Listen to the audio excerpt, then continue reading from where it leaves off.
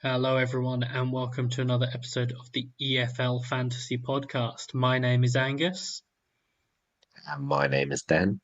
and we're here to, discuss some of the action or some of our takeaways from game week 17. Feels like we're sort of ticking along now. We're nearly at halfway, and so we can start drawing some bigger conclusions as well, which is always nice.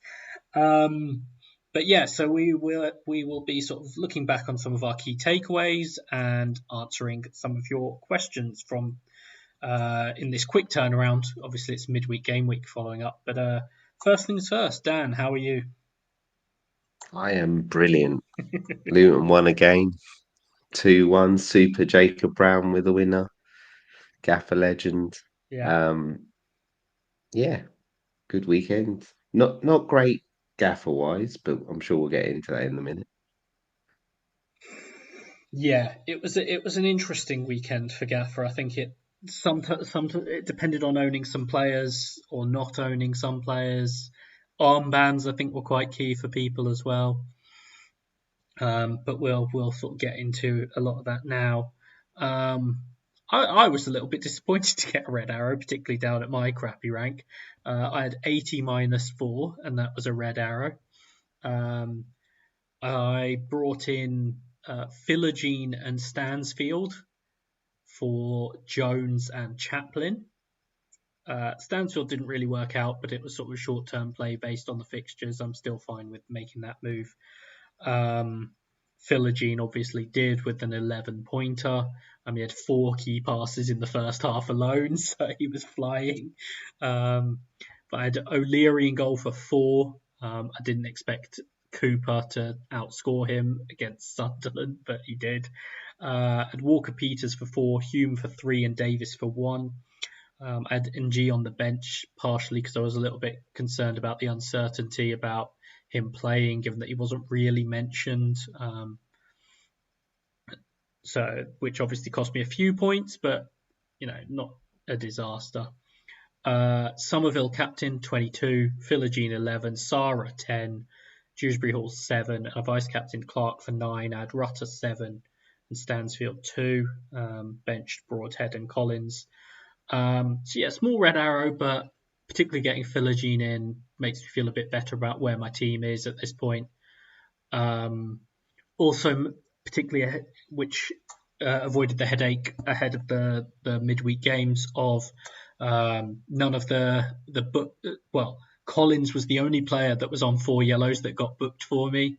Obviously, there was that potential chaos with Somerville and Dewsbury Hall and um, a few other players all being on 4 yellows that it could have. I know Rowe was another one that it could have created chaos for people, but fortunately none of them did. So that also helped. Although maybe one extra one getting booked to help with decisions this midweek would have helped. But yeah, all in all, not too bad. Like it's a red arrow, but I'm quite sort of happy with the score and where my team is and everything. So yeah, quite comfortable now. How did your game week go? Yeah, not great. 61 -4. Um, my transfers were I finally got rid of Manning for Walker Peters, and I did Chaplin. I took Chaplin out for Stansfield. Didn't feel comfortable with double Ipswich up front with their run. Um, I had Dieng for 2. Johansson scored 5. Walker Peters 4. Hume 3. Davis 1. Like yourself, I captained Somerville for 22. Jones for 2. Dewsbury Hall 7. Vice captain Clark for 9. Rutter 7. Broadhead 2. Stansfield 2. I also had Jordan James on the bench with 10. Never going to play him, and it's actually becoming a problem having like a really rubbish. I've got 5 million in the bank. Like, what am I doing? I've dropped 100 places. I got 5 million in my bank. That needs sorting out. So yeah, I'm down at 239, and yeah, just defense has been killing me. Like through injuries and not play. Like I've got the silver, and he hasn't played the last two Yeah. games now, so that's another player I've got to sort out. So yeah, maybe another -4 this week. I think just what you want. Go taking the hit into a double game, not a double game week, but a midweek game week where rotation could happen.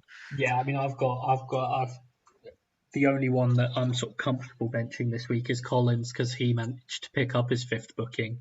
At the moment, I've even got Sarah on the bench, which is just asking for trouble, but that's where it is at this See, point. I've got rid of him and he's just ticking over. Yeah, I um, the I took a punt on Jones and he's done yeah. nothing. So I wanted to get rid, but I needed to get rid of Manning and Chaplin more. I felt, but yeah, not going great. Yeah, Last 3, 4, 5 game weeks have not been good. yeah. I think there's some interesting opportunities coming up though, both with fixture plays and just runs that some of these teams have and some of these players have. It can turn around quite quickly. I think at the moment. But yeah, so that's sort of how our team is doing. I haven't logged into the pod team, so I know we came joint third this week. I think Man on and guys on Gaffr both beat us. I think I did look at one point. It wasn't great. uh, I think we were at a point. I was at my sort of work away day on Friday, and we were looking at the team, and it was just like, yeah, we'll just roll it. It's fine. Which does mean that we've at least got a way to address the concerns with the team. Um, but yeah, so next up we've got the key team news from the weekend. So Dan, take it away with that. Yeah, we'll start with Rotherham, Lembasika, and Hugo were on the bench. Sam Nombe up front. Obviously, they sacked Taylor during the international break and still haven't replaced him. For Leeds, Firpo was in at left back. Southampton, Fraser started. Stewart was still on the bench. He only got 10, 15 minutes. Bristol City, Bell and Garner Hitman were in for Meheti and Vyman. For Borough, Lenihan's out for the season. Coburn was benched, which was a surprise for me. Lete Laf started. For Brum, Drame was bench. Buchanan's back now, so obviously he's naturally left back. Dembele started. Swansea Key was back on the bench. For Blackburn, Pickering started after his injury just before the international break. Preston Brady was at left wing back, but don't bring him in. He got sent off. Uh, Cardiff NG was back after injury. For Sunderland, Ballard and '09 were back at centre back. Hume and Huggins were the fullbacks. Norwich, after their win against Cardiff, they decided we're just going to bring back all our players. Stacey, Janulis, Duffy, and probably the biggest one is um, Ashley Barnes started up front. QPR chair was back in after suspension.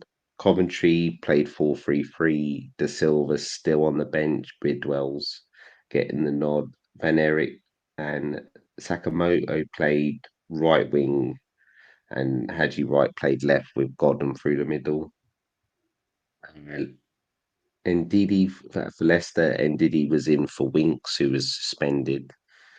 Ipswich Burns was back in the starting 11. And for West Brom, Swift and Maja were back on the bench. Great, thanks. I think there's some interesting players there, particularly in terms of some of the news. I was slightly surprised to know it's not sort of the headline bit there, but Coburn dropping out the Borough team, which just as well Yeah, because when I I was was looking surprised. around some of the cheaper forwards when I was making that move, I did sort of think about Coburn, and I was quite glad it didn't go there. But yeah, I think that particularly that Ndidi return is actually quite important, and then obviously Swift being back for West Brom. So yeah, so we've got a couple of sort of topics we're going to cover.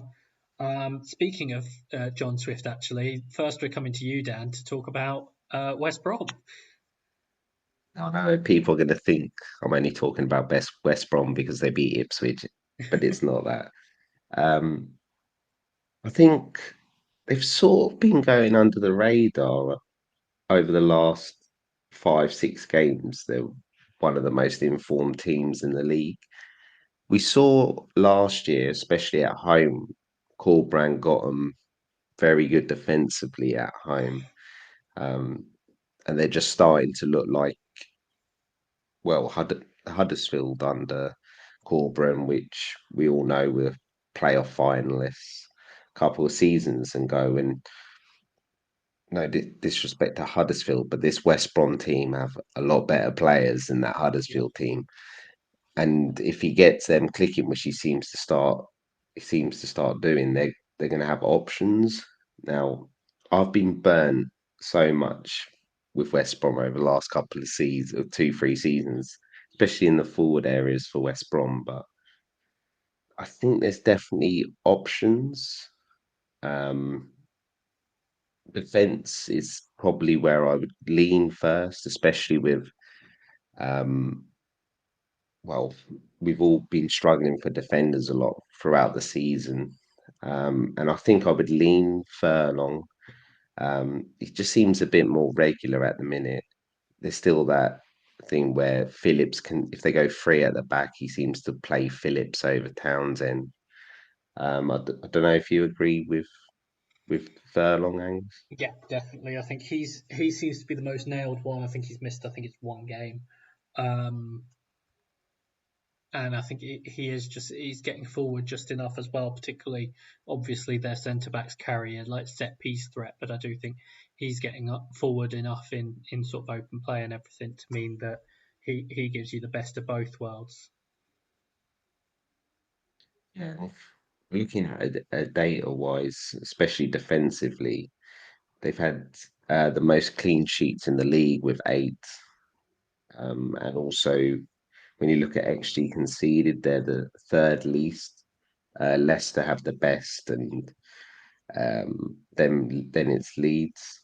So, um, yeah, defensively is somewhere where I would go to. Obviously, there is a caveat with their fixtures aren't the easiest. Um, they play Cardiff away next, then Leicester, then Sunderland. But we know defensively at home they could do all right. Um, Going forwards, I think they've had a few injuries recently. We've seen Wallace having to play up front with Dean Garner at times, and I was reading on Twitter today that, and it was interesting that Jed Wallace's average position for the Ipswich game was the widest he's been all season, and it's no coincidence that it's probably been his best game. Um, we know, especially last year, he was basically a bonus magnet, and it was mainly just from his key passes because he kept crossing crossing the ball in for crosses. So I know at the start of the season there were people who went for Swift, and it was like a no-brainer because of all the data was showing it was Swift. Is Swift someone on your radar, Angus? Yeah, definitely. Especially So when he's I back. was sort of keeping an eye out for his return this week when I saw that he was sort of back in training and everything. I knew he probably wouldn't go straight into the lineup, but I do very much have an eye on him. We know what he's capable of. He's shown it again this season when he's played, and I do think he would slot back in and comfortably be the sort of main man and everything. So um, yeah, I think he's an easy one to be looking at from them. So obviously he's 10.1 million. You've got Wallace 10 million. And then there's Dean Yeah, Garner who's 7.1. Now, for someone like me who's got um Jones in the side, or I can upgrade to Jordan James with my 5 million in the bank. Dean Garner seems to be getting nailed. It feels like Dean Garner for a few years ago. Um, Probably the first time he dropped into championship. I remember from like he absolutely terrorized Luton one game. And yeah, if he gets back to speed at 7.1, he's got to be one of the best assets in that price range. Yeah, he was actually one I looked at in game week 15, my disastrous goal fest. It wouldn't have helped because he got 2 assists that week. But that week I was, like, Dean Garner was very much one of the ones I considered, and he's been playing well for a little while now. Like you say, I think he's found a bit of his best form. I think there was some stuff around his confidence, particularly last year, which I think um, has improved. He looks much more sort of comfortable and you know um, positive when he gets the ball. And I do think that's showing in his performances and the points. So certainly think, yeah, he's another one that very much seems like an option, particularly because you can't really see him coming out of the team at the moment. Yeah, that's true. Is Phillips an option? He's obviously the top scoring midfielder for them. He's 6.6. He has played time at left wing back, Yeah, and he's a great defensive clearance yeah, yeah. um, So, this uh, week. so you beat me to it in terms of the what was essentially a clearance. When he attempts to finish it into an open goal and I think manages to send it further away from the goal for a throw in than where he was standing. Um, I don't know what he was doing. Just all he's got to do is arch his foot the other way, yeah, and it's going into the goal. I don't even um, know what he was trying. not just this season. I'm sure people who've just been listening this season will have an idea, but certainly people who've been listening for longer will know that I do not have a particularly high opinion of Matt Phillips. And I can totally see the logical reasons for buying Matt Phillips. He plays basically every game. He does decently for the bonus. He will chip in with some attacking returns. I just can't. I just can't. It's still Matt Phillips. You say that, but you did have him a couple of years ago. I'm pretty Yeah, sure you and did. and it that In was sort of the fact, last straw for me. That was the last do you straw. remember when everyone got hyped because he was playing through the middle? It's that age old thing. If you get excited, you've got like a midfielder playing up front. Particularly when it's a wide player like that, particularly a try hard wide player, and they get put up front because they're try hard, they'll work hard, they'll chase everything, and then you remember that they still have to be able to finish. Yeah. um, so yeah, like I totally understand why people go for Matt Phillips. Like I say, there are logical reasons to go for him, and the price is obviously a big thing. I just can't. Okay, well then that leaves with the forward position. And Thomas Asante's been in and out, some through injury, sometimes he's just not first choice. I still feel he's a bit raw, but there's Yeah, definitely a player there. yeah. Madge is obviously back on the bench now. DK, well, DK's always injured, unfortunately. Would you go there? It's Not it's for not me. it's a no for me at Not for me. 8.1. Yeah, the price is too much. Um, I was talking to Luke earlier, and apparently there's nothing in the data with him either. I watch him and I'm like, he has some bright moments, but I'm still not convinced.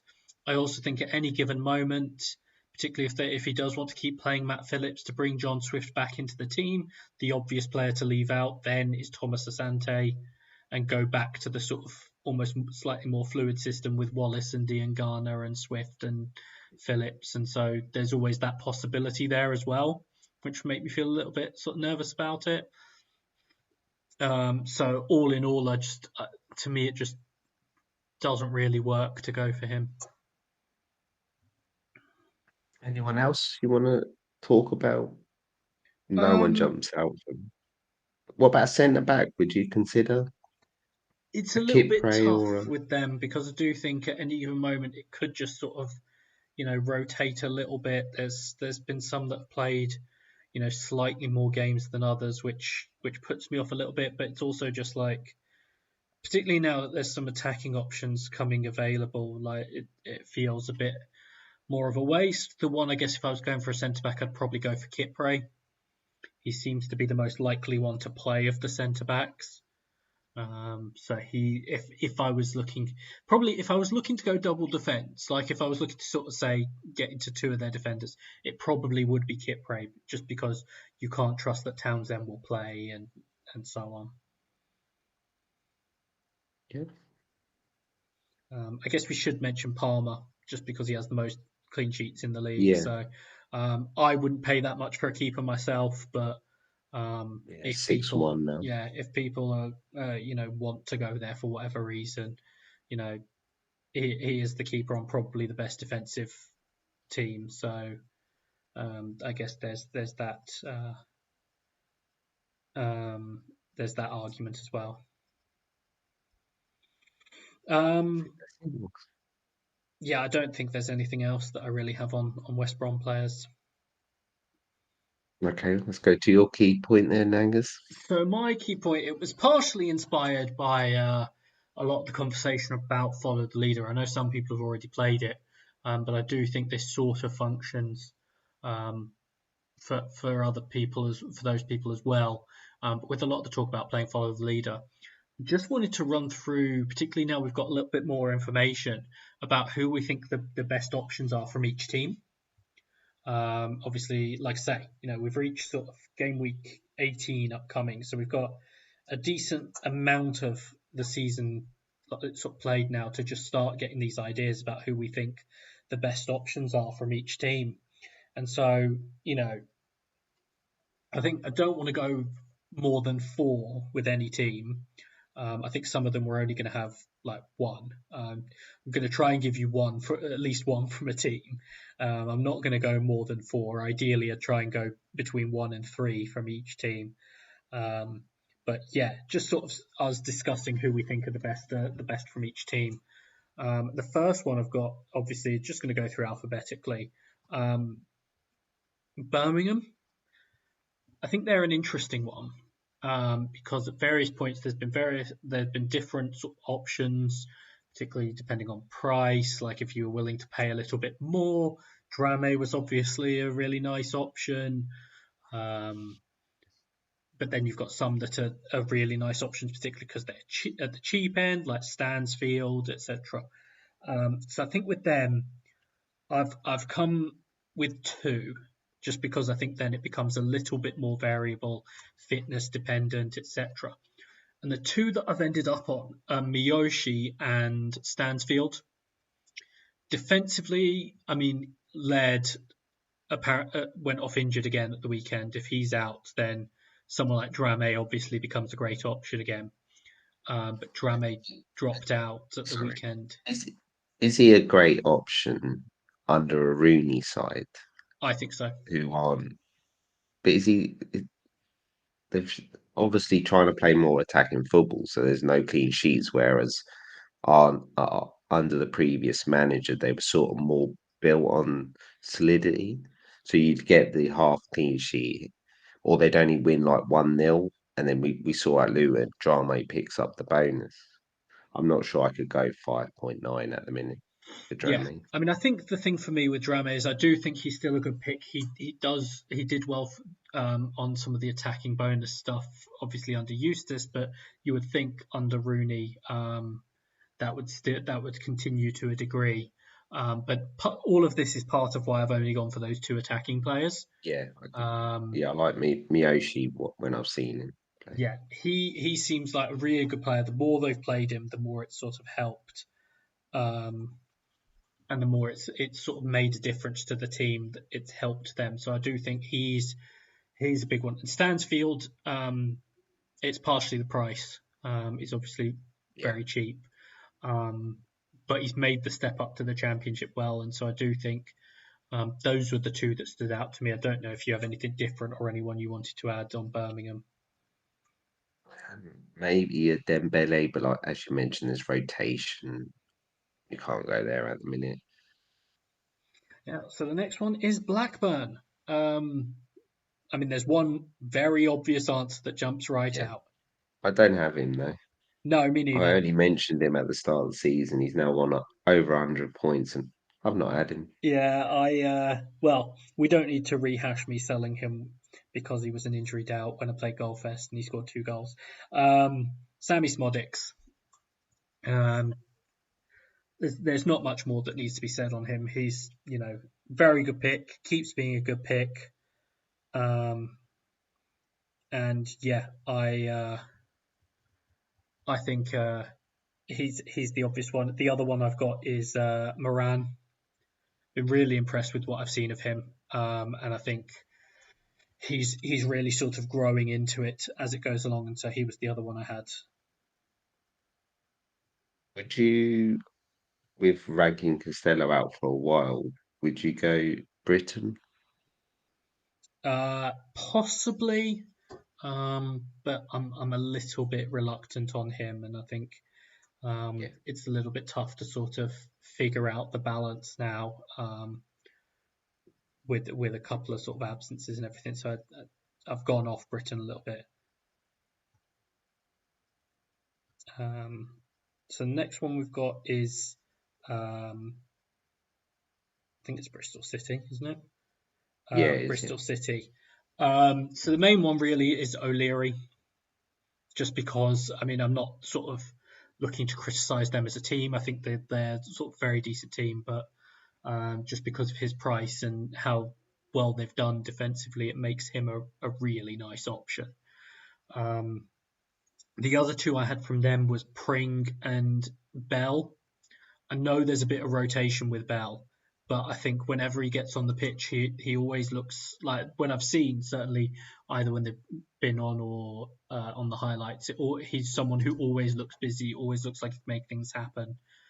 Um, so I do like him. I don't know if there's anyone else you want to bring up with them. I think it's hard to really judge Bristol City because he's only been in charge for 2 games, so he's still working out the squad. Um, if Sykes is quite a steady player, isn't he? Sykes. He normally ticks along. He done quite well last year as well. He just seems to just keep ticking on. And if Wells is out long term, then Conway up front. If he gets a run in the game, 6.5, I think could be decent. Yeah, Conway was another one that I did sort of think about. Um, but yeah, so I think that there's a few options there. Cardiff. There's obviously another main one here. Perry and G. Yeah, don't have him either. Does well on the bonus. They do pretty well for clean sheets. What more could you want? Yeah. Um, he covers all areas of the bonus as well. He's involved defensively. He's involved going forward. Um, you know, he's the top scoring defender. He's sort of, I think he's just inside the top 10 overall in the game in terms of point scorers. Just a very good option. Um, So that's him and Smodics, who I haven't had. No uh, wonder I'm drastically dropping down. yeah, it's difficult. Um, he's the main one. I'm just going to sort of mention in terms of alternatives, I guess. I could mention any of the defenders, but I'm just going to say the other defenders.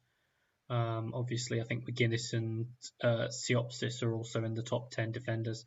The other one that I was just going to throw out there, because I do think he's interesting, and I know both of us have struggled with him before, is Carl Grant. 8 million though, 7.9. Yeah, and that's the problem with him, where it's just like, I just thrown him out there because I do think primarily with them you're going to look defensively.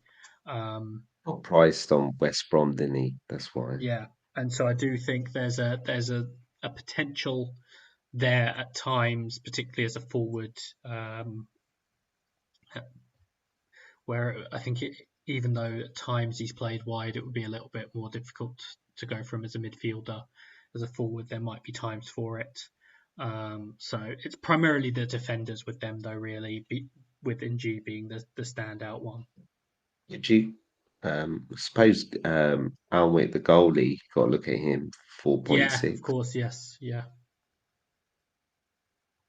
Yeah. Um, It's a shame that I'm not sure. I think they're pretty settled now. They seem to have found out the way they're playing Cardiff. Like you say, I couldn't go for an attacking option, I don't think. Yeah, it's tough with them, I think. Coventry. I'm going to let you take the lead with Coventry because I'm struggling slightly with them.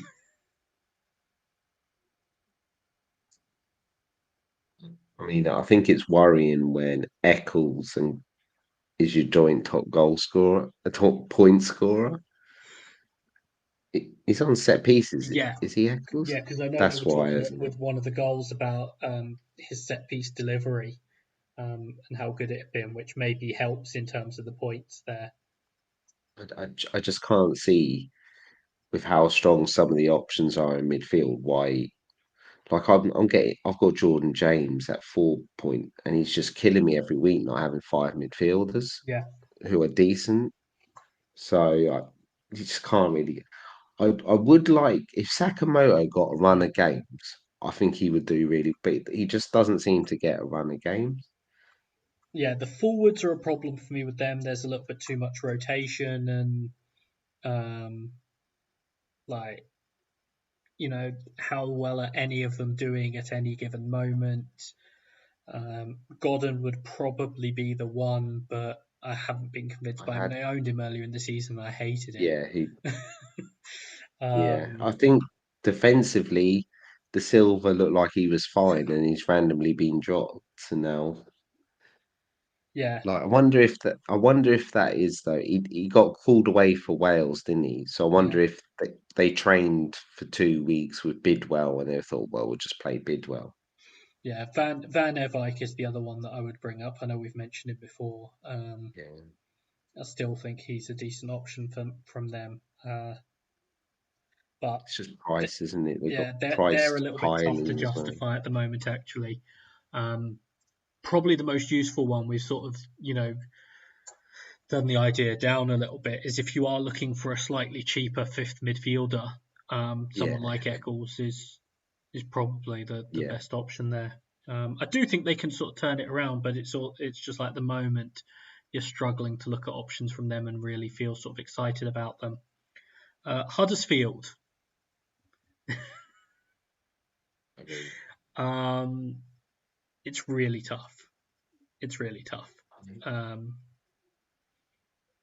Particularly because two I would like is like Karoma and Thomas, but they're midfielders for a start, and so yeah, particularly when we're talking about how it's difficult to fit all these midfielders in, and then using a spot on a Huddersfield defender on a midfielder. So I'm gonna go. I'm just gonna say Hellick from them. He's obviously chipped in with a few goals. And I think he does decently for bonus if they do manage to keep the scoring down. So he's sort of the main one there, but I struggle to really recommend anyone beyond that. there is a 4.1 defender, Jackson. He's got 30. Is he in? I'm not sure. Is he in the team? He played this week, but I know that there were a lot of changes and they've had some Yeah, absences, and I do wonder if more players are available, whether he would actually sort of play going forward. Um, yeah. I do like Radoni as well, but he seems to be injured yeah, at the minute. So I can't go with Huddersfield. yeah, yeah. It's tough with them. A much more interesting team to talk about is Hull. Um, Yeah. Well, it's it's Philogene, isn't it? Philogene. It's another one we've mentioned. I don't get. You got him this week Yeah, I though. got him this week and it went well straight away. There was one a couple of weeks ago where I ended up going with someone else instead. I can't even remember which one it was. Um, he's the main one. I have to sort of give in and say Liam Delap is also worth consideration. I think he's the primary Yeah. striker there for them now, so he has to be an option. Jacob Greaves is the solid one defensively. Will keep ticking over. The Yeah. one that is interesting, particularly because apparently him coming on really changed things for them at the weekend, and we know he can do well, is Cyrus Christie. 5.3. Get Cyrus Christie in. Let's have.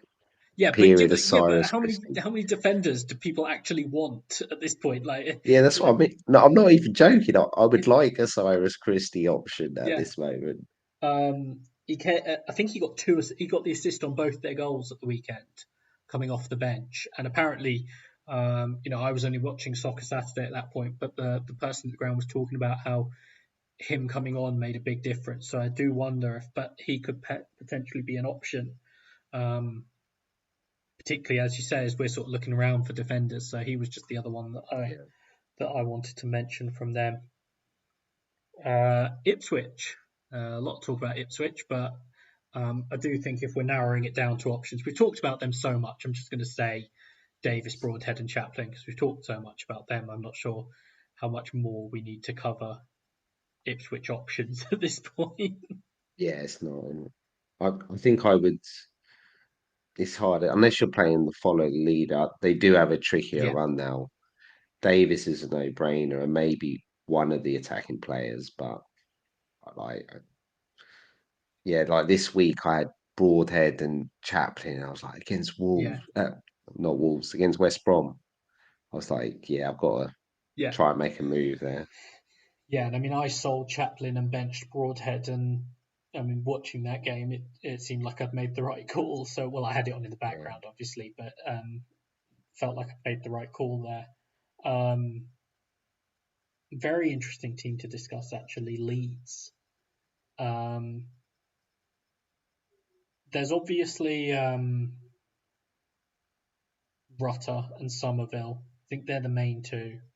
Um, just to limit the conversation somewhat, I think the main other ones I would bring up are Dan James and Piro.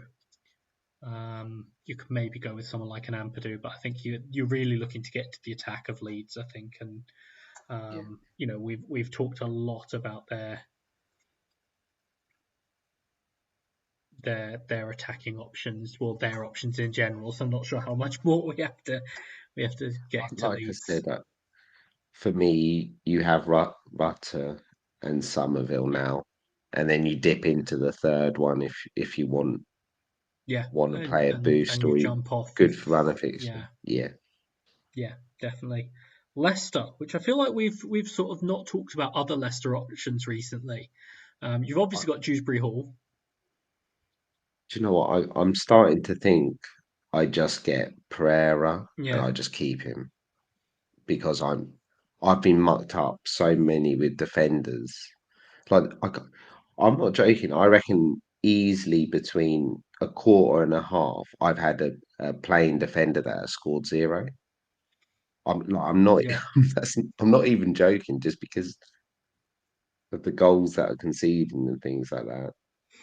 yeah. So I am coming round to just getting Pereira Yeah, or, I mean, I or think maybe even at it's worth mentioning Justin the two centre backs who aren't that far behind, or the two primary centre backs who aren't that far and behind Pereira Vestergaard, in terms of 5.5. Yeah, points. And yeah, Vestergaard, it's one I've spoken about before, and I will mention again because he's the one I was going to mention. In addition to Pereira, Pereira is obviously the main one, but Vestergaard 5.5 in that defence just keeps ticking along. it's on 8 yellows. So Oh yeah, but I mean, you think about it, he's getting that many points despite getting booked yeah, constantly. he's Like, getting booked at every other game. um, Yeah, it's just been rotation, isn't it? I think Mavididi yeah, is an option. He's going to play more than not. Um, really bad and saying it, but I just really want one of Iheanacho and Vardy to get injured. yeah, Like, I yeah, feel bad it's hard saying it, but because you look they've got 68 and 63 yeah, points. If one of them got injured, you're looking at 120 odd striker there yeah. probably.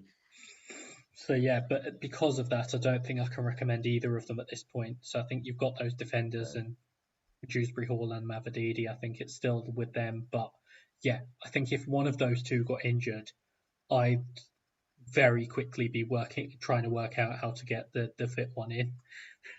yeah, Middlesbrough. So Middlesbrough are an interesting one.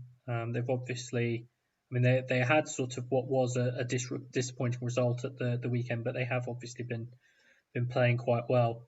There are a couple that sprung to mind for me. Sam Greenwood and Matt Crooks. Now, obviously, it's difficult because they're both midfielders and there's so much competition for midfield spots. But they've obviously done well. I will say I'm not going to bother mentioning Dieng. Everyone either has Dieng or has decided they don't want Dieng. So it's not really a conversation with him at this point. I would have said Coburn, but he obviously didn't play at the Yeah. weekend, so that sort of complicates things a little bit more. Engel came off with an injury at the weekend, but I think the other three are nailed at this point in Fry, McNair, and Vandenberg. So particularly if you just want a defender to sit there, Borough's defensive numbers are actually quite good, despite the fact they conceded 3 at the weekend. So particularly if you just wanted a defender to sit there, I think one of those, just one of those defenders could be an option.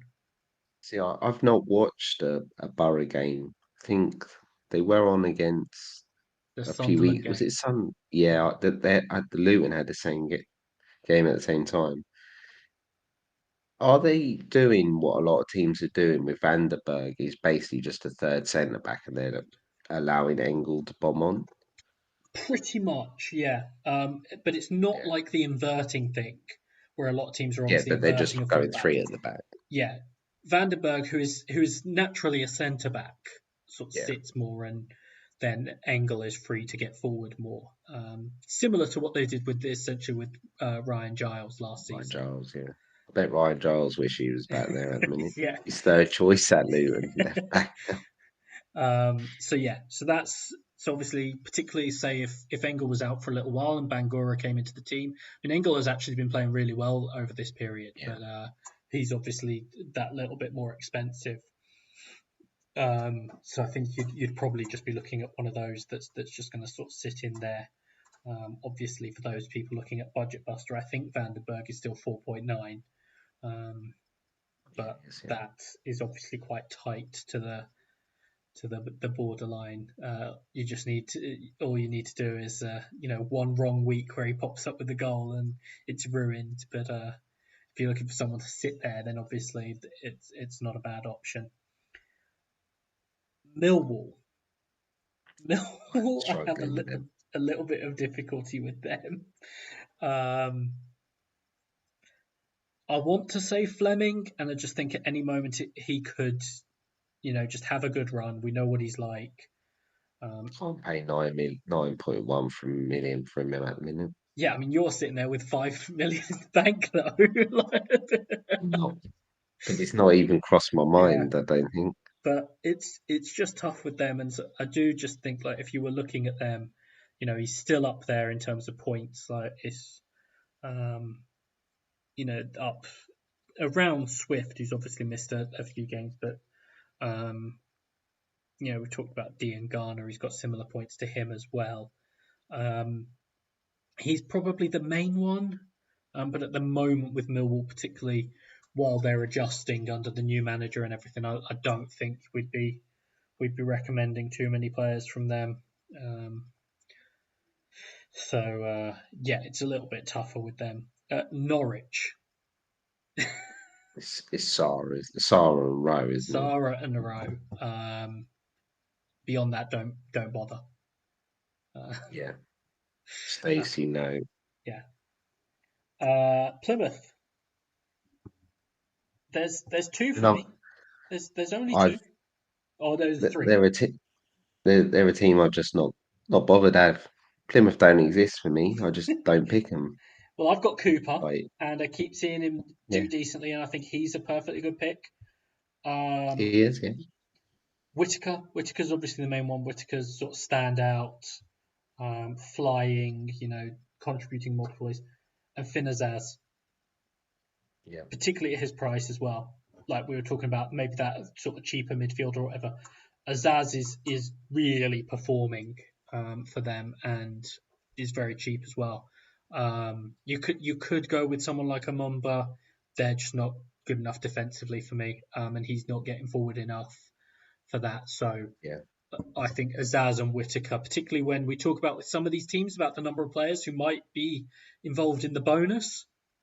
You look at most Plymouth games, if they're in the bonus, if they've done well, like unless they've sort of been battered or anything, you're probably going to see Whitaker and Azaz in the bonus.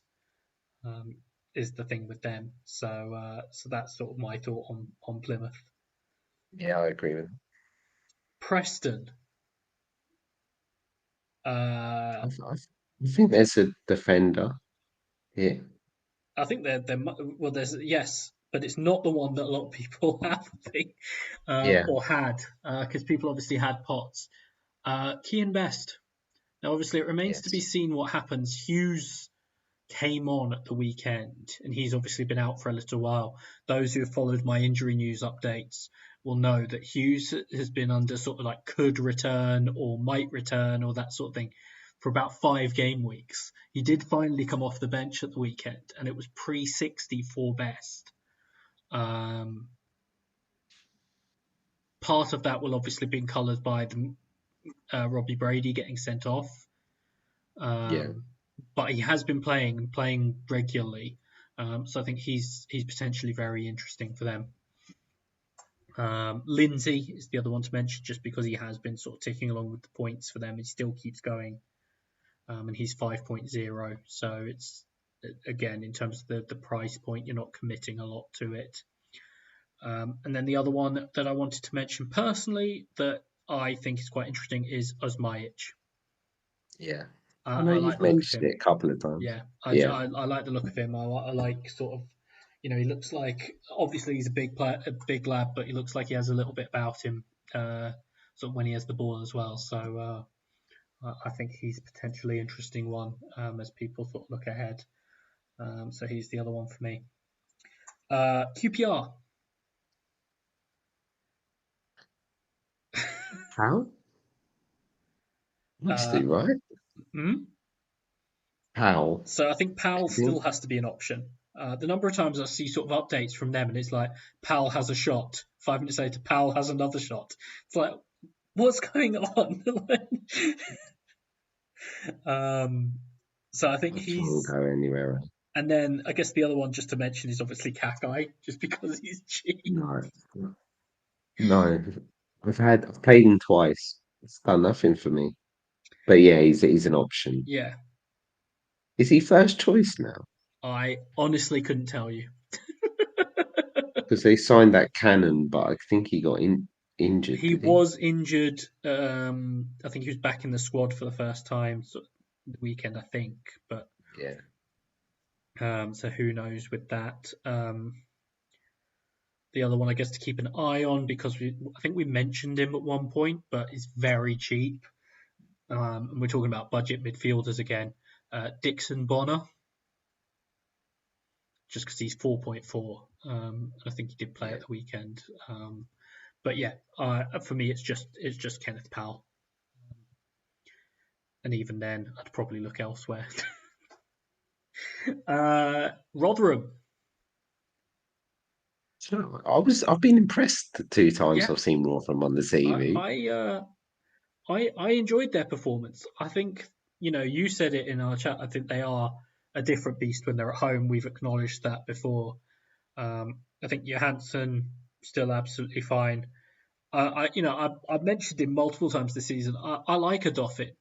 He seems to be one of these people. He Yeah. keeps going. Like he will keep trying. He keeps finding himself in these useful positions. And I mean that goal comes out of nothing, but it's basically him sort of persisting there Yeah. that gets the goal almost. Well, we mentioned in the chat, I'm not sure how many of these Rotherham players, if they go down, they get a championship club. I think someone will take a Dolphin. Yeah, I think someone would pick up a Dolphin. Beyond that, it's tough. I mean, a couple of these players they've invested in, so they probably want to keep. Like I think someone like Sam Nombe looks like he could No, play mate. at the Yeah, he level, looks but fine. Yeah. obviously they invested in him, so I'd assume they'd want to try and keep him. Um, but I I think wouldn't. Onyedinma will tick along, but Yeah, but again, it's a midfield spot where it's tough to justify. So I think you're probably really looking at Johansson at this point if you've still got him. Sheffield Wednesday. Do you know, I don't even know. I am just going to make the case again, particularly because I know it was his free kick that I think hit the post for Josh Windass. In part because anything that they're going to do in attack is probably going to involve Josh Windass. So it's more just if you're Someone going, priced him at 6.5. yeah, Who done that? Is yeah. it? So that does make it tough. But you know, maybe just a cheap defender. But even then, I'm not even sure who you would go with. It's just very tough with them. Yeah, yeah. It's not even like they keep clean sheets, do they? You can go No, 4.5 goalie. they have definitely got better. Like you look at a lot of the Yeah, numbers, and they yeah, they have have. Yeah, improved under Roll, but not in such a way that really benefits anyone in fantasy. So yeah, so they're a tough one. Southampton, Adam Armstrong is obviously the one that jumps out. I Kyle just knew Walker he'd Peters, scored. Yeah, Adam Armstrong, who just keeps ticking over. I sold him, and it's going great for me. The other one that I'm going to mention is Stuart Armstrong. We've mentioned Stuart Armstrong before. He yeah. keeps ticking along. He's the one from the midfield that's most likely to get forward. He's on all the set Seven pieces. five. Um, it's a reasonable price for the quality of team. So he's the other one for me, just particularly because that saving compared to someone like Sulemana, and the fact he's on the set pieces as well. Yeah. I think everyone's waiting for Stewart Yeah. though, aren't they? Yes. He's the I big am one, very isn't much waiting he? for Ross Stewart. Yeah, it's the um, Scottish hat on there. yeah, absolutely. Just the more the merrier. Um, Stoke. I mean, I, what makes me laugh, if you look at the forwards and the highest scoring forward is on 20. Is it Dwight Gale? No, it's not. It's Tyrese Campbell? Morales. Is that Oh, who Wesley. is that? Oh, it's Wesley, isn't it? Yeah, Yeah. he's got 20 points. Yeah, for Uh, them, I think it's Hoover, it's isn't it? Hoover, isn't it? Yeah, I think so. I'm not sure whether there's anyone else actually. I think it's probably just Hoover, maybe Vidigal. He did well early in the season, but he hasn't done much sort of more He must have recently. got about three-quarters of the points Yeah, in the first month, I yeah. think. I can't even mention my old mate Daniel Johnson really as a recommendation, and that's when you know it's sad. So for me, it's Hoover really. Are you going to 4.5 Bonham in goal? No, Jamie, I'm going to save my thoughts on Bonham because Jamie asked the question about Jack Bonham, I know, so I'm going to save my thoughts on him. But no, Sunderland. I think Sunderland are another one that's relatively easy. You're looking at Jack Clark, obviously. Like if you don't have Jack Yeah. Clark, I have questions. Trey Hume, I think he plays basically every game. He does well. I've obviously lost a lot of his points on the bench. Um, and then I think you're probably looking at Patrick Roberts and Joe Bellingham.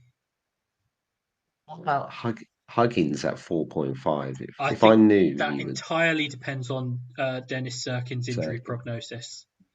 Because yeah, I think as soon as Sirkin comes back, Huggins, you can't guarantee he's going to stay in the team. yeah, it's Um, frustrating, isn't it? He's yeah, done well. if Sirkin they said, oh yeah, anything more than sort of a few weeks out, then absolutely. If it's only going to be like sort of, oh, he might be out for like a week or whatever, you're not really going to go to Huggins. Swansea, Jerry Yates. Yeah, I think that was one of the first realizations for people that I did occasionally swear on this when I talked about Jerry Yates and what he achieved with Blackpool last season. But he's done well for them this season, and he's ticked along quite nicely, actually. So I do think he's potentially an option. Key getting injured is annoying because he was obviously looking like a decent option. I think it means that at the moment, beyond Yates, I'm not really looking at anyone from Swansea. Do you know, I'm not, but just keep an eye on Patterson. Yeah, S- Starting, if he gets back to that form a couple of years ago, that yeah, 6'4" could be decent. yeah. I was reading a couple of comments from him after the weekend where he'd been talking about sort of feeling that that's sort of all coming back together for him. Like it was a couple of years ago. So, like you say, if he does get a run going, that could be quite interesting. Watford, Tim, I actually feel like we haven't talked a lot about, um, which I think there's an obvious answer now, which is Andrews. Ngaki is out for a couple of months, which means Andrews at his price, particularly just in relative terms, Yeah, like 4.9, he becomes an option in there now, I think. We've talked about a couple of their players who I do like, in Martins and Aspria. they just never always play though, do they? Yeah, that's the problem. Like It's even rotation. the other one would be like sort of who we've mentioned before is Rajovic, but Yeah, you can't guarantee he's going to play either. I think that's the problem with them, which is part of the reason why I like someone like Andrews, because at this point I know he's going to play. yeah. Uh, I know that we don't really want to choose centre backs in this game either, but someone like Porteous is the other one that It's too much. yeah, It's too much, but Angus, when you can go for that's the Leicester. problem. Yeah, that's the problem with them. Is just like they're it's totally justifiable why they're priced that much, but you just then don't want to go with them for that reason. So yeah, I think it's probably Andrews with them. Maybe one of the midfielders if you have a particular feeling about one of them at a particular moment, sort of thing. Um, and West Brom we've talked Yeah, about, West Brom. Yeah.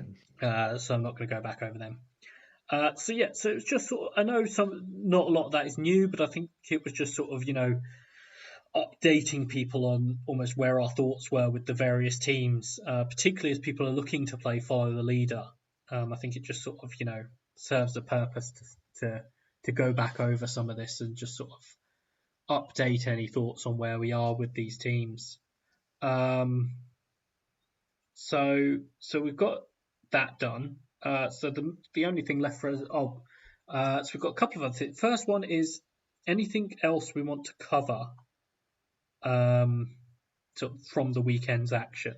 Anything that sort of jumped out to us or that we wanted to mention. Anything in particular for you, Dan? Do you know what? Not too much, to be honest. Um, I think I'm not. I was surprised with Bristol City, to be honest. That's a good performance, I Yeah. think. Um, I mentioned it before, but I've been impressed with what I've seen from Moran recently. At Yeah. Blackburn, and so I think we've got a question on him, but I've been quite impressed with him. Um, and yeah, West Brom, we talked about them, but just that's a very impressive result. We've talked about them particularly at home, but the way they sort of were comfortably the better team against Ipswich was very impressive. I also think it's worth noting. I will say Leeds. I did want to note them. I know they dropped points in that game. They were the better side. On another day, they put 3, 4, 5 past them. The goal came out nothing. I know they had a couple of other chances. There was a goal line block from sort of Cooper and whatever, but I'm not worried about Leeds, particularly not off that game. Like it would be different if it was one of these games where they'd really sort of struggled to put anything together or that sort of thing. But on another day, like I say, they have 3, 4, 5. So it's just sort of not necessarily a reason for concern with Leeds. It's just these games can happen. But yeah, if you've got nothing else, we'll just get into the questions then. I think we sort of when we've sort of briefly discussed them really. Like I said, Blackburn's and like you mentioned, Blackburn's a standout Yeah, fixture, but a lot of them are, I'm guessing, Coventry away. But as we said, it's just I can't decide on the Coventry asset at the minute. So yeah, yeah, I think we'll know a bit more in midweek. Obviously, we'll have the chaos of yeah. it being midweek. So So yeah, so that's so we'll dive right into these questions. First question is from FPL Frog. So where in the championship would a team of 11 Gabriel Saras finish? Let's assume he is better in goal than George Long, as I don't think that's a stretch. um, I'd I worry think slightly about them defensively, but I think and I think there's maybe a little bit of a pace question. But I think 11 Saras could be sort of a upper mid-table team. I don't know. It's pretty. I'd say 16th. There we go. Uh, Chris Hermitage, best Stoke defender to target the Leeds' worst attack midweek. Surely that's Hoover. Yeah, it has to be. Um, Has to be. that one feels quite easy. Jamie is now going to take his chance to ask a shitload of questions. So, as I suggested, this first one is Jack Bonham still the best keeper in the league after Saturday? Sunday league, maybe. Um, Yeah. That's a massive blow losing Travis, wasn't it? yeah, and I know they've kept a number of clean sheets since Bonham came into the team, but I'm still like no, just no, just no on Jack Bonham. Um, what do you think of KFC's new fries? I have to say I'm really disappointed. I haven't tried them yet. Do you know what? There's not really a KFC near me, so I haven't had one for about a year. Actually, Um, it's making me think I need to go and have them now. yeah, I'll let you know. I'll try them at some point and let you know, Jamie. He said, "Why does cereal taste better at night?" um, I think it's probably one of those things. This is going to sound really weird. Um, Particularly when you wake up in the morning and you sort of have anything to eat, it's not quite as satisfying. You're not quite sort of necessarily as with it or whatever. Where you can just enjoy things more later in the day. Particularly if you've not long sort of brushed your teeth in the morning or something like that, so the taste is a little bit off, something like that. So I think that helps it taste better in the evening. And then he says, "Are there any budget buster defenders actually worth getting?" Um, That's like his priorities, isn't it? Stoke, food, Gaffer. yeah, Do you think so? yeah, yeah. I think so. I mean, it's debatable between Stoke and Food which one's number one, but Yeah, uh, yeah, that's true. any I budget think buster defenders? Huggins, if he's going to play, Best if Best, he's going to yeah. play. Couple of It these gets guys, tricky. like I mentioned, someone like Andrews, Andrews and 4.9. Vandenberg, both sitting at 4.9. Um, could be sort of options for that. Maybe a Rotherham if they're at home against a Yeah, decent fixture, like a Bramall or yeah, yeah, someone yeah. like I that. think someone like them could be sort of just one to have there for a week. Non-stop FPL. I think we're going to be able to answer this quite easily. So, which criteria should we look at for when playing Jeepers Keepers? Guaranteed clean sheet or opposition that will pepper the goal with shots? And we normally work out who's conceding the most shots Yeah, and who's having the most shots. And that's basically it's 3 points per shot. So yeah. You get an extra 2 points for the half clean sheet, so half clean sheets become 4. Um, every save is worth 3. So if you do the maths there, like it's just sort of the amount you can gain on the saves is obviously the big thing there. FPL Blindside, do you think Moran at Blackburn recent form has now made him a viable option to bring in? Well, Dan's nodding away, and we've mentioned him multiple I think so. times. So I think, yeah, I'd go Smodics over him. yeah. But particularly if you're looking at something different, particularly if one of the sort of main midfield options you don't have or whatever, I Also, think budget buster as well yeah, now, right? I think that there are ways to have Moran as well. Eric Onstad has said, plan is follow the leader game week 18. He has two free transfers and 5 million in the bank. Afraid of the rest for Ipswich forwards, and now thinking a third Blackburn instead. Plan was one Leicester and two Leeds. The best way to attack, you think? So he's sent a picture of his team. So he has the Blackburn goalkeeper. He has Ng, Pereira and Davis, Somerville, Philogene, Smodics, Dewsbury, Hall and Clark, Broadhead and Chaplin. I wouldn't be too concerned actually about the rest for the Ipswich forwards. I was talking about this morning with a couple of people, particularly Broadhead. Unless it was injury or illness related, hasn't been rested at any point. He's only been rested related to injury or illness. However, he does not play 90 minutes. It basically comes off at like 65, 70, maybe 75 every game. He obviously does very well in that time, but like you think that's a decent chunk of the game he's not playing. Chaplin plays basically every game. But with their upcoming run, there is a very real question about whether you want them at the moment. So I do think there's potential to potentially shift that round. But he said, didn't he say follow a leader this week? They 18. got So Millwall. yeah. Yeah. They got Millwall. So and it's a If home he game. can, Ipswich are another one in home games. So yeah.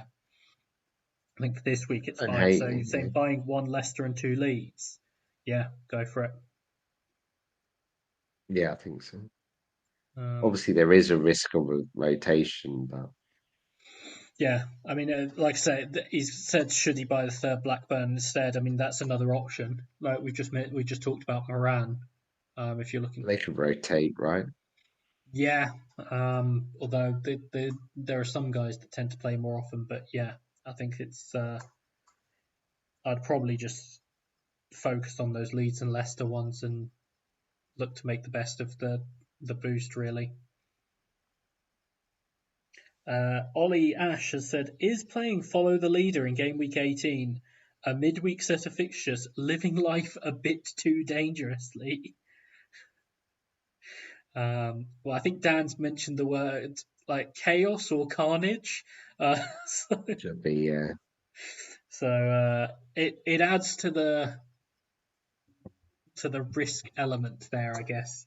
I think it also depends who you're playing. Like some of these players are going to play more often than not. I mean, even someone like Smodics, aside from the one thing where he had sort of injury question mark or whatever, he basically plays every game. Someone like Perry and G, obviously he's just had the knock, but apart from that, he's gonna play. So it's some of these guys like Philogene. Philogene is going to play. Um, I think Leeds are an interesting one at the moment actually because Rotter you had was the injury doubt, did play on Friday, but did come off early or relatively early. You've got Somerville. We don't know if he can play 3 games in a week yet. Obviously, last time we heard he couldn't, but whether that's the case now, we don't know. they are strong on the Yeah, wings. Monto, Anthony, yeah. like I they, think I think even if they just bring one in, yeah. wouldn't they? So I think it does complicate things. And I think it probably makes it slightly better for people who have someone like Ampadu because at least he's probably going to play as well. Yeah. Um, so I think it does depend a little bit on the players you've got. But yeah, there is a little bit there is a little bit of extra risk beyond the normal. FPL Calypso said, is it advisable to play follow the leader this midweek on Leeds, Hull, and Ipswich? Could also get 3 Sunderland. I mean, if you're happy with the risk, yeah. Yeah. Leeds play So, Swansea at home, Hull play Rotherham at home, Sunderland play Huddersfield at home. Who do Ipswich you play think's mostly Millwall at like home. likely to rotate? See, I'm not sure Sunderland do now. If you've got Clark, Hume, and say you put Roberts, do you think that rotate? No, I think you're fine. Be, I'd, they would be like one of the teams I'd be surprised at if they Yeah. rotated. I think it depends a little bit with some of these, but we've seen Pereira rotated this season, the odd game. We've seen obviously the Leicester forwards rotate. We've seen even Mavididi rotate. I mean, Dewsbury Hall got left out at one point, but generally speaking, if you play Dewsbury Hall, like Dewsbury Hall doesn't play, you're probably unlucky. Even accounting for it being a midweek game, you're probably unlucky at that point. But um, yeah, Also, Sunderland, he's going to get a yellow card soon, so he's going to have yeah. a week or 2 weeks But off anyway. Leeds, I think it depends a little bit, as we said. Hull,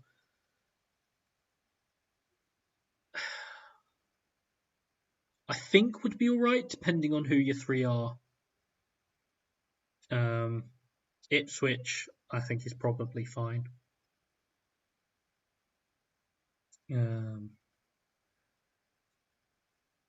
FPL Klim has asked us, hi guys, how bad is it, the idea of follow the leader this game week? I feel like I should be playing follow the leader. Everyone seems to be playing. Maybe I should be.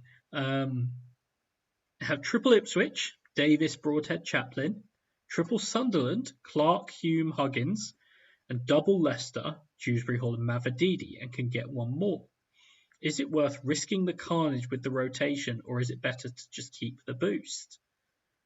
I think I'd play with those players. Yeah, like unless you hear something about like say, we've talked about Circuit. Don't know whether we'll get any news on him.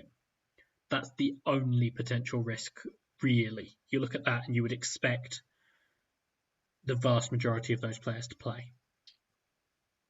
So I think actually that's probably one of the better examples in terms of what we're talking about of still being able to play in a midweek. Leeds would be my worry Yeah, if I were playing them, I think. yeah. And so the fact that in this case it's not including Leeds probably does help a little bit. Billy Hadaway. Tough benching dilemmas on Follow the Leader this week. A slightly different Follow the Leader question. Would you bench Dewsbury Hall, Clark, Philogene, or sacrifice Wolfenden to play Follow the Leader with two Ipswich instead? Against Millwall, they might keep a clean sheet there. Yeah, but you're then looking at what Clark at home against Huddersfield, Philogene at home against Rotherham, or Dewsbury Hall away against Sheffield Wednesday. I think, and I don't like not maximising boosts. It depends if you follow the leader, if Ipswich are only going to be Yeah, if 1.5. Ipswich are the emergency, I'd be Yeah. tempted to leave Wolfenden out.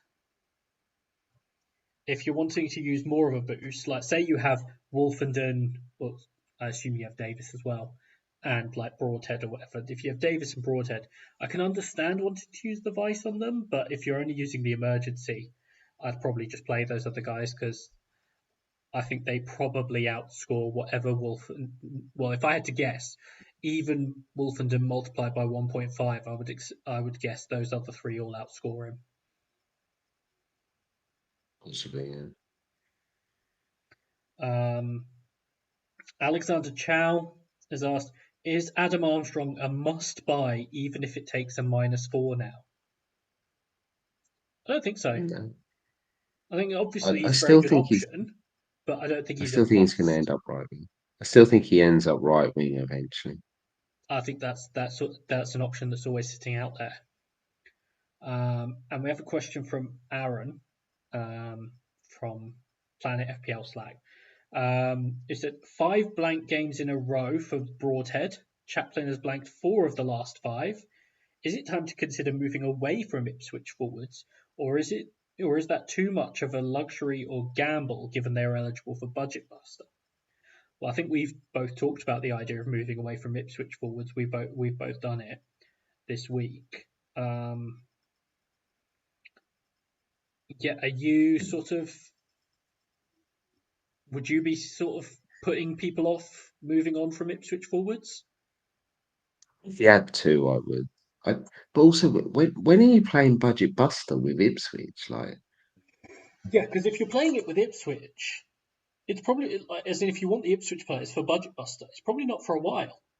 At which point you can just bring them yeah, back. what 2025 with QPR? Yeah, I suppose Norwich at home 22 is not bad, but it's a derby. Anything can happen in that game. yeah. So like at that point, you're probably not playing it for a while, so you can just bring them back. It's one of these things we talk about in terms of like planning for the boosts. Well, yeah, but there's a bunch of weeks in between. Uh, so I do think, yeah, it's fine to sell them at this point. They've got a rough run, um, and so particularly if you're on both of them, I do as we've said, sort of we've done it. I think that there is something to potentially selling one of them. But yeah, that's all the questions. Thank you to all of you that asked one. I sense a little bit of a pattern there in terms of what people are thinking ahead of these midweek games. So yeah, I don't think we'll do anything between midweek and the weekend, will we? Probably not. Back to work now. Yeah, and I've got an early day on Wednesday, which is probably gonna throw me off. So I'm gonna say I probably won't be able to do anything beforehand. They've very inconsiderately given us another Friday night game next week, so but I Who don't is have it? any sort of work away days or anything, so I should be able to get all the team news sorted for that. Apologies to anyone who was affected by me forgetting things like Leicester existing for the Yeah, team they're news. only top of the table. What did you do? Um, Not scroll high enough or something? their presser was relatively late, so, Like, I just so feel yeah, like Preston QPR. Preston What a QPR on a game! Friday night. What a game! I'll be watching that. That's my sort of game. That is. I mean, it's not even a relegation battle, though, is it? I mean, one team it is for. Yeah. Well, my camera has just decided to go off, which I think is trying to drop a hint. So yeah, so we'll probably won't be back till next week. Um, but yeah, you guys should be able to figure it out in the meantime. Uh, so otherwise, thank you for listening and goodbye. Bye.